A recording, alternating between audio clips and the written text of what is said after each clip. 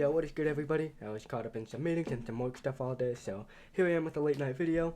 The markets are still extending, they're pushing higher, it's definitely slowing down, so I really recommend watching this whole video through because I do think there's a lot of money to be made in the coming days, coming weeks, so we're just going to get into it. Make sure to show the video some love, give it a like and subscribe, and let's get into it. So, start off, we got oil here. Oil has been an absolute monster, really exceeding my expectations on how high it could go here.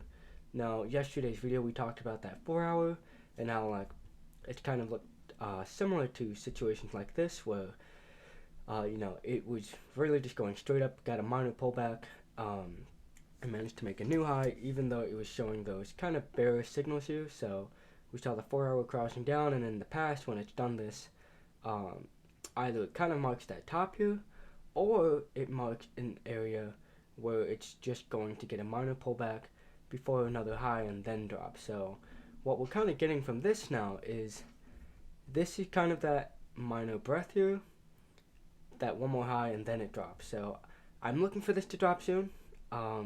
SCO, that's the ticker I would be getting into. I'm considering tomorrow. I would like to have a little more price action to work with, but this thing needs to slow down. It needs to take a breath if it really wants to continue higher. Now, one area of incentive that it might want to test is this area right here. So this area really hasn't been tested yet. I guess there is a little chopping up here, so actually that already might be sufficient enough to have been kind of tested around for liquidity. So scratch that. This line here, this is the one to watch. This is the big thing to watch here. It doesn't really make sense to just blast through this thing, like you come up, test it, and then go parabolic. That's not how it works. That won't happen. I mean, if it does, I guess I was wrong, but that should not happen. That's just not how it works. So I'm looking for this to take a breath soon. SCO is going to be that ticker, but I'm being patient with this one as this thing is really powerful right now. Natural gas here. So the thing with this one is there's two things I'm really kind of utilizing in my analysis here. Elliott wave theory and then cycle analysis. So Elliott wave theory would have this pointing to a bounce here where you finished your 5 waves down, right? 1, 2, so you had a really long extended third wave. Third wave can extend, they don't really have to provide any relief. It's FOMO or short covering if it's in that other direction to the upside. So like oil here, this might be a third wave. Just kind of putting this as an example. Wave 1, 2, 3. Wave 3 ends, you get 4, and then your 5th, and then a major correction. So I think that's what we have on natural gas here. That was a third wave, and the 5th finally ending this temporary downside here. Temporarily ending the downside here. So this is just a major correction, which I think we're probably going to get under 3. That 237 area. So ultimately I do think we're getting there, but what my theory has been is that, so we've had on this kind of bigger count here, so I know it's a little cluttered, but I think it's kind of important to be able to kind of understand what I'm putting down here. So 5 waves down, after one wave you get a bounce. So 5 waves, there's 5 waves within each wave, and after 5 waves you get that bounce. So that bounce could take us all the way back up to 5.31, that previous low here, and if that happens, that's a really nice bounce. But the thing that's kind of conflicting with this is that other kind of analysis that I utilize, which is cycle analysis. So that would result, well, I guess nothing's really changed. Cycle analysis just has natural gas in a really kind of a weak phase here going into the early beginning of February. So once we get into the beginning of February, that weakness should start kind of turning into a bullish phase. So if we don't tone up now, I think that's going to happen early February. So DXY, it's kind of hard to utilize the US dollar now. That correlation has fallen off. It's not as close as it used to be with the equity market. So unfortunate, not too much to say, but we got that bounce we were looking for. There's a lot of consolidation here you can see in this zone. So I think this is the zone to watch. Just looking for that clean break of either side. You want to see that back test and hold of this top region and then bounce off of that. So like it'd look like this. You break through it, back test the top area, and then you continue higher. Same thing with the downside. Maybe you hit this and then you go below. So DXY, not too much to say. This is a trend line I'm watching right now. We'll see if we test that. Apple. So we actually managed to break through that 135 level that I was thinking would be a problem, and it should have been. It was a trend line. There was a gap there, so there was incentive to stop, but looks like we blew right through it, and there were people expecting it to stop there, and you can see that they kind of got squeezed out. Nice candle just shot right through that. So trend line to watch right now is this one. If you break that, you can make a nice move up to that next gap that it could want to fill. Tesla. We've been talking about this. We said it's going to be a process, a bottoming process. It's going to be sideways for a little bit as you test these resistances, but ultimately it's probably going to want to test that 140 region that supplies them. A lot of sellers are going to come in here. There's not really anything new to say to Tesla. I'm just going to keep reiterating that point. If when we get up to 140, there's going to be a lot of sellers. So keep an eye out for that. We just got to break a few more trend lines. We're almost there. So Amazon. I said, we got that nice break out of that channel, and this isn't a move I would want to be chasing now, just because we've kind of gone straight up since then. So you got a couple gaps on the way up too. So I'm still watching that gap at 109 to 105, but for now we'll see if it wants to cool off and take a breath. Lab Yuhu. So this one we rode up from the bottom. I believe that was like, let's see what this was, like 40%. So my target was 770 to 810. Got blasted through, went parabolic actually once we got through this resistance zone. So we're kind of looking at Lab D now. The ETF or ticker to be watching is XBI, as that's what these two ETFs follow. The leveraged ETFs. So if you learn how to trade these, you can make some serious money. We just filled this gap, kind of showing resistance here. Nice rejection off of this trend line. Now I guess there's a couple here, but the trend lines aren't really that clean, so it's kind of hard to like look at these trend lines. So this is the one I see the most reactions off of, and it's definitely being interacted with. So just kind of that area we were talking about yesterday. We'll see what it wants to do in this region. It can definitely pull back, and that would give Lab D some upside, and a bounce off of this mid trend line of this channel region. So SOXX, this is on top. Watch for tomorrow. SOXS. So I think this might be gearing up for a bounce soon, mainly because, like what we talked about in yesterday's video, first off, you had a major trend line. You can't do that. You can't break a trend line after going straight up into it. You can't do that. That's just not how it works. You can't go all the way up into a resistance and then just break through it and go parabolic. That's not how it works. And you're at this major resistance zone where bears have proven to come in and really hit it hard. So if this is going to turn down, SOXS is going to turn back up. Talked about that upside here. Up just to this gap, I don't even know how much this is, but just to that gap is 20%. That's insane. Like if you're looking towards these gaps up here, that's 80%, 80, 90%, 130%. So I don't sleep on these ETFs. You can make some serious money with these things. And we're doing Elliott Wave on these too. Elliott Wave also kind of points to a top here. So I am looking to get into SOXS soon. It's below this trend line, which is a little concerning, but your risk here is pretty minimal. You could do a stop loss right below this.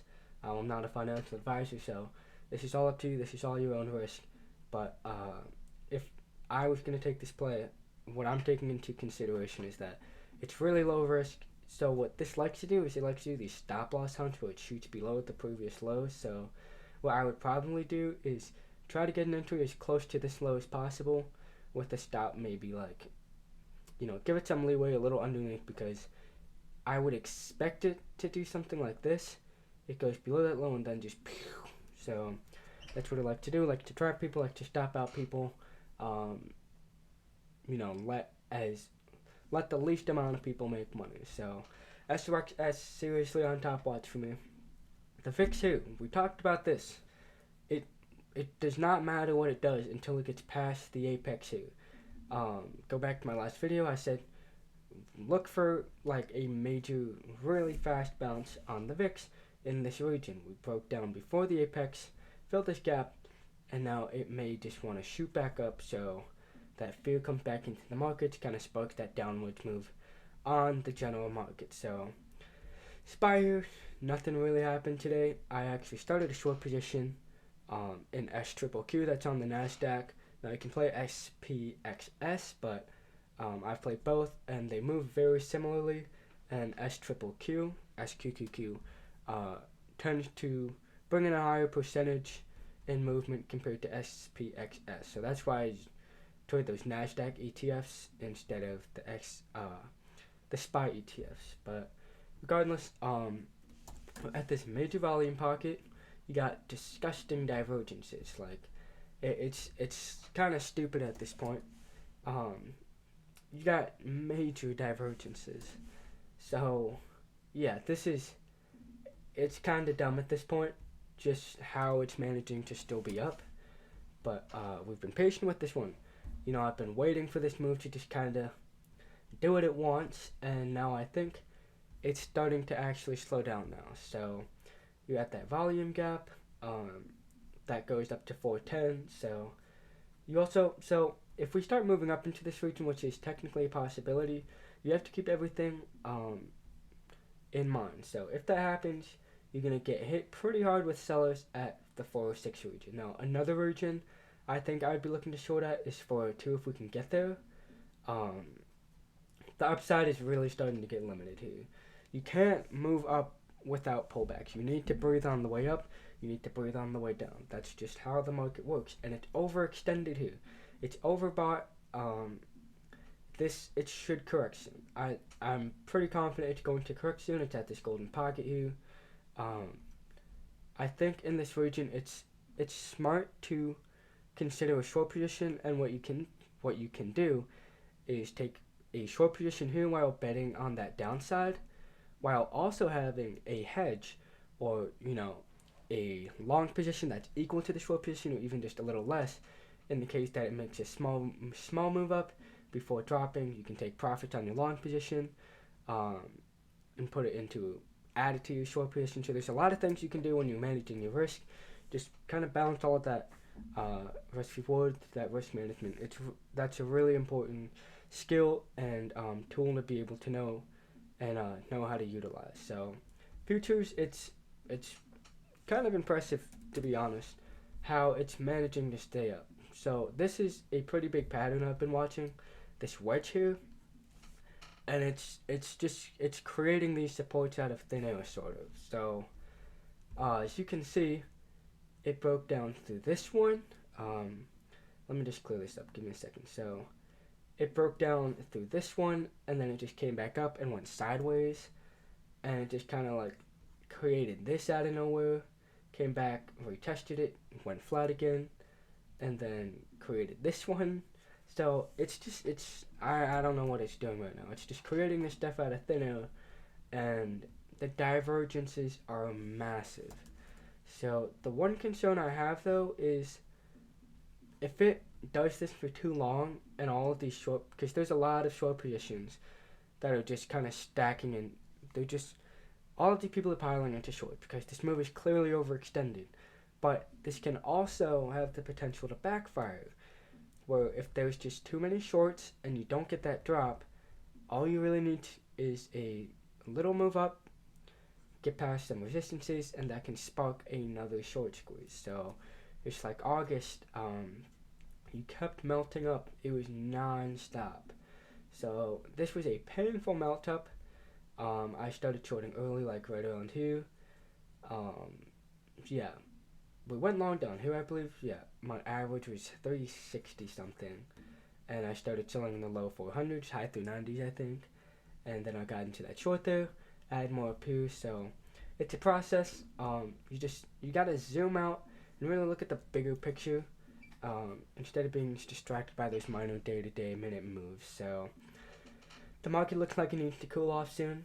We'll just have to see what it wants to do, how much longer it can float, because at this point it's kind of dumb. I might add to that short position tomorrow. We'll have to see what the market wants to do, what it wants to tell us. So, a quick update on Netflix. So, I was talking about how I thought 334 was that pretty much the maximum, and it kind of overshot it.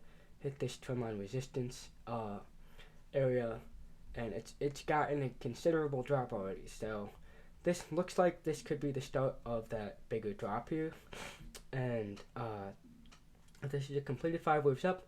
After 5 waves up, what happens is you retrace 50% to 61.8% of the 5 waves up, so, or the golden pocket. So this blue region right here is what I would be targeting on Netflix. That's like a $20 drop from here, 10%. So that's the area I'm targeting. If the 5 waves is completed, that should be where we are going. So 305 to 396 ish. We just need to see that the top is in, and it's time to start that drop. So we'll see what the market wants to do tomorrow. We didn't really get too much to work with today, so hopefully tomorrow gives us a little more to work with.